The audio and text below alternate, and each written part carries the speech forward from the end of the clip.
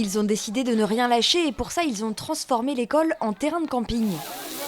L'ambiance est bonne enfant, pourtant tous sont très remontés contre la décision du rectorat de fermer la 5e classe de l'école Jules Verne, ouverte en 2020 seulement. À l'époque, 113 élèves doivent y faire leur rentrée. On avait suffisamment d'élèves, l'académie a dit il faut une classe de plus.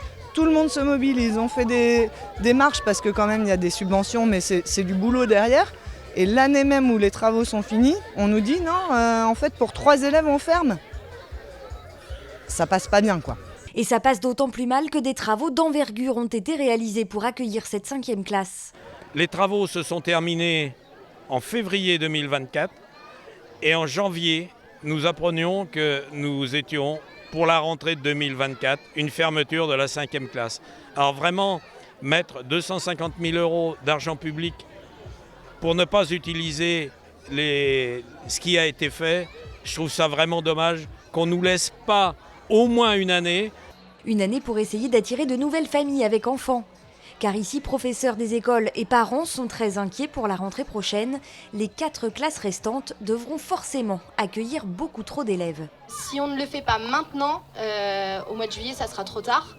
Et en septembre, nos enfants auront des conditions vraiment déplorables. Ils sont une vingtaine à peu près par classe. Donc ce qui est plutôt confortable en fait pour l'apprentissage des enfants. Et là, ils vont passer à plus de 30 sur certains niveaux. Quand on prend en compte les mesures du gouvernement, du ministère de l'Éducation nationale sur le respect des 24 élèves en grande section CP-CE1, on se retrouve avec une répartition incroyable qui charge complètement la classe avant la grande section et la classe après le CE1. Et donc on se retrouve à 28, 30, 32 élèves dans ces classes-là, ce qui est totalement inacceptable.